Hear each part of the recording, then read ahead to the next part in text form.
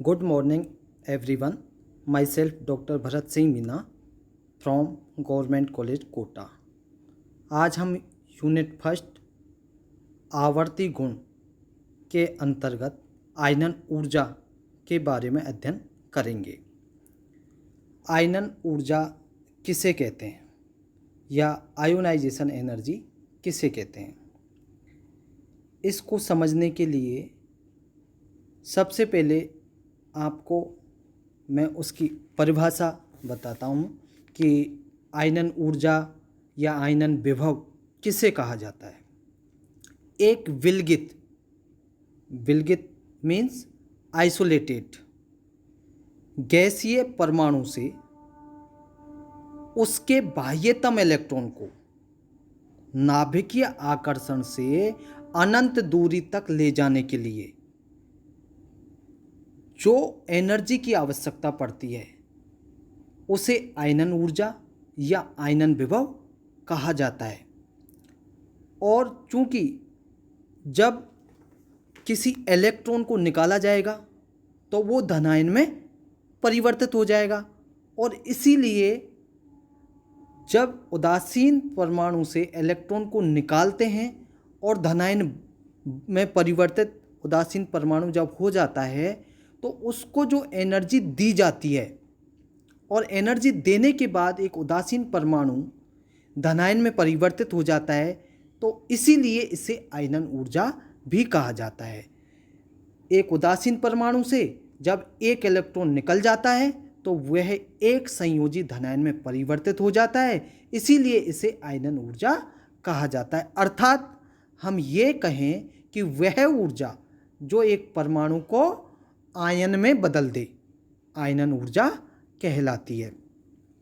एक उदासीन परमाणु से ऊर्जा देकर एक से अधिक इलेक्ट्रॉनों को भी निकाला जा सकता है, लेकिन जैसे जैसे इलेक्ट्रॉन एक के बाद एक निकलते जाएंगे और धनायन में परिवर्तित होते जाएंगे तो आयनन विभव के आगे हम प्रथम, द्वितीय आदि शब्दों का प्रयोग करते जाएंगे कि अगर प्रथम इलेक्ट्रॉन निकला है किसी उदासीन परमाणु से, जैसे हम यहाँ देखें ये एक उदासीन परमाणु है और इसमें हमने आवश्यक ऊर्जा देकर एक इलेक्ट्रॉन निकाला और ये धनायन में परिवर्तित हो गया, तो इसे IP1 मतलब आयोनाइजेशन पोटेंशियल आयनन विभव, प्रथम आयनन विभव के नाम से जानते हैं। इसी प्रकार से इस धनायन से प्रथम संयोजी या एक संयोजी धनायन से हम और इलेक्ट्रॉन निकालना चाहें तो यहाँ पर जो एनर्जी दी जाएगी उसे द्वितीय आयनन विभव के नाम से जाना जाएगा, और ये प्रथम संयोजी द्वितीय संयोजी धनायन में परिवर्तित हो जाएगा।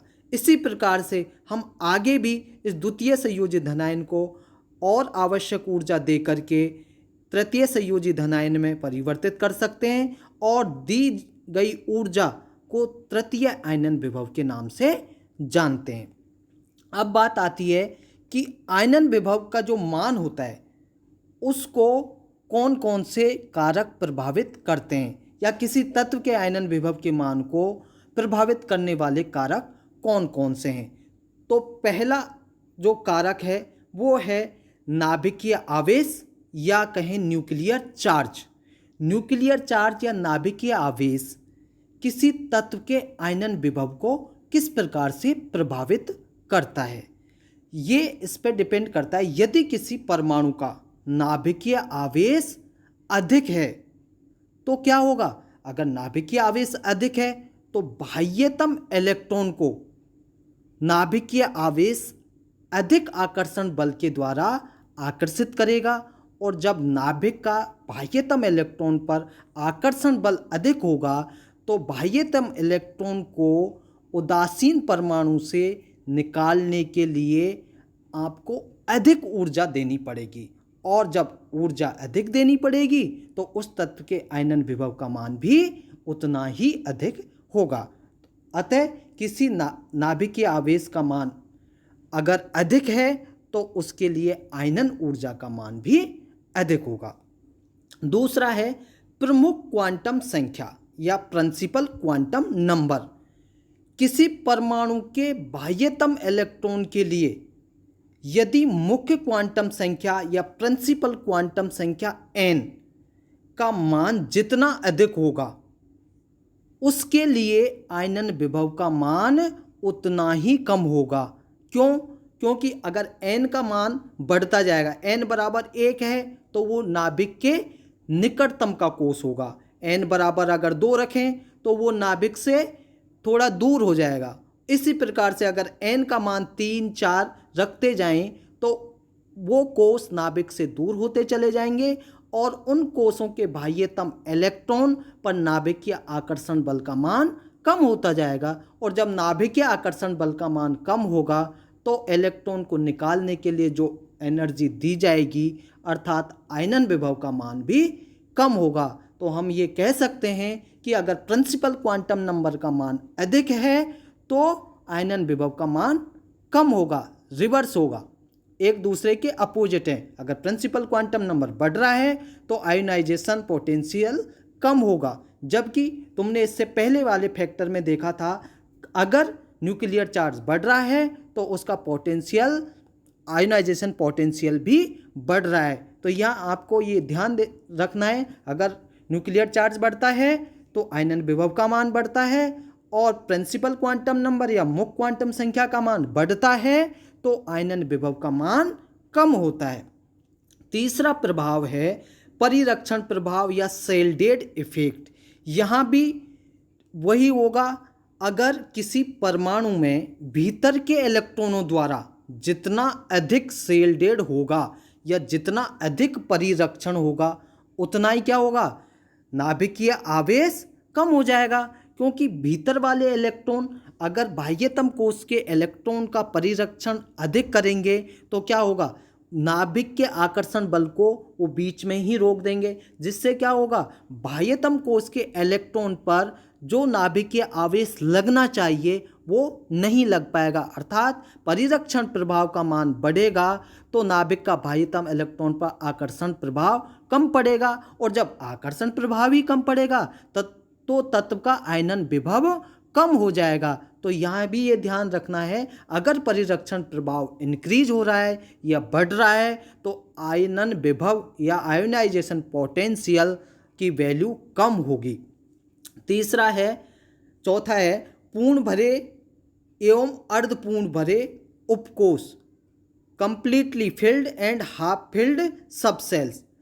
यदि पूर्ण भरे हुए तथा आधे भरे हुए कक्षकों का स्थायित्व अधिक होता है तो उन कक्षकों में से इलेक्ट्रॉन को निकालने के लिए आपको अधिक ऊर्जा की आवश्यकता पड़ेगी और जब ऊर्जा की आवश्यकता अधिक पड़ेगी तो आयनन विभव का मान भी उच्च होगा।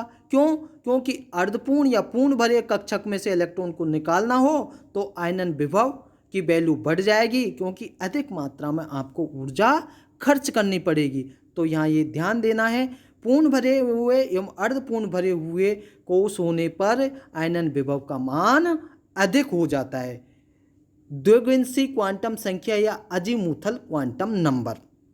यदि किसी परमाणु के बाह्यतम इलेक्ट्रॉन के लिए द्विगिंसी क्वांटम संख्या L का मान उच्च हो तो उसे निकालने में कम ऊर्जा लगती है। कैसे? अगर L का मान S 0 है तो S ऑर्बिटल होगा, L का मान 1 है तो P ऑर्बिटल होगा, 2 है तो D ऑर्बिटल होगा और 3 है तो F ऑर्बिटल होगा।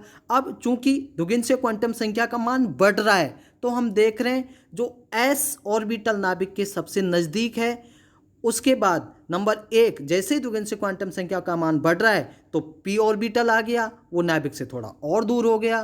फिर अगर द्विगिंसीय क्वांटम संख्या L का मान 2 है तो D ऑर्बिटल हो गया, वो नाभिक से और भी अधिक हो गया, और अगर 3 है तो F ऑर्बिटल हो जाएगा, वो नाभिक से सबसे अधिक दूर हो जाएगा। तो अगर हम ये कह सकते हैं कि द्विगिंसीय क्वांटम संख्या का मान उच्च होता है तो आयनन विभव का मान कम होता है। क्यों? क्योंकि जैसे जैसे द्विगिंसीय क्वांटम संख्या का मान बढ़ेगा बाह्यतम कोष के इलेक्ट्रॉन पर नाभिकीय आकर्षण बल कम हो जाएगा, और नाभिकीय आकर्षण बल जब कम हो जाएगा तो आयनन विभव का मान भी कम हो जाएगा। अतः हम ये देखते हैं कि एस उपकोष नाभिक के सबसे अधिक नज़दीक होता है और जबकि पी उपकोष सबसे दूर होता है, और कोई इलेक्ट्रॉन नाभिक से जितना अधिक दूर होगा उसका आयनन विभव उतना ही कम होगा।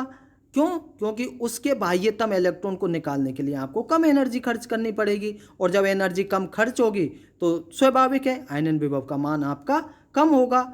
इसी प्रकार से अगर हम एस इलेक्ट्रॉन के आयनन विभव का मान देखें तो उसका सबसे अधिक होगा, क्योंकि वो नाभिक के सबसे नज़दीक होता है, और जब नाभिक के सबसे नज़दीक होगा तो आकर्षण बल अधिक होगा। जब नाभिक के आकर्षण बल का मान अधिक होगा तो बाह्यतम इलेक्ट्रॉन को निकालने के लिए आपको अधिक मात्रा में एनर्जी देनी पड़ेगी, और अधिक मात्रा में एनर्जी खर्च करने पर आपके आयनन विभव का मान भी अधिक हो जाएगा। तो यहाँ ध्यान रखना है, अगर द्विगुणित क्वांटम संख्या की वैल्यू अधिक है तो आयनन विभव का मान कम होगा। लास्ट है 6, परमाणु या आयन पर कुल आवेश। कुल आवेश net charge on an atom और आयन। कोई इलेक्ट्रॉन उदासीन परमाणु से निकलता है अथवा हम कहें किसी धनायन से निकलता है, इस बात पर भी आयनन विभव का मान निर्भर करता है। धनायनों के नाभिकीय आवेश की अधिकता के कारण उदासीन परमाणु से कोई इलेक्ट्रॉन निकल गया, धनायन बन गया। अब उस धनायन पर नाभिकीय आवेश की अधिकता हो गई, क्योंकि उसमें प्रोटॉन की संख्या तो वही रही और इलेक्ट्रॉन की संख्या कम हो गई, तो नाभिकीय आकर्षण बल बढ़ गया। अब उस धनायन के नाभिकीय आवेश की अधिकता के कारण बाह्यतम इलेक्ट्रॉन पर नाभिकीय आकर्षण बल अधिक लगेगा या अधिक प्रबलता से वो इलेक्ट्रॉन बंधे रहेंगे, तो इन्हें निकालने के लिए अधिक ऊर्जा की आवश्यकता होगी, और जब ऊर्जा की अधिक आवश्यकता होगी तो उसके आयनन विभव का मान भी बढ़ जाएगा। इसी प्रकार अगर एक संयोजी धनायन के बाद भी हम कोई इलेक्ट्रॉन निकालना चाहते हैं तो प्रथम संयोजी धनायन या एक संयोजी धनायन से भी अधिक मात्रा में ऊर्जा आपको देनी पड़ेगी द्वितीय संयोजी धनायन बनाने के लिए, और जब अधिक मात्रा में ऊर्जा देनी पड़ेगी तो द्वितीय आयनन विभव का मान प्रथम आयनन विभव के मान से अधिक होगा। ठीक इसी प्रकार से अगर हम और भी इलेक्ट्रॉन निकाल के धनायन बनाना चाहते हैं या द्वितीय संयोजी से तृतीय संयोजी धनायन बनाना चाहते हैं तो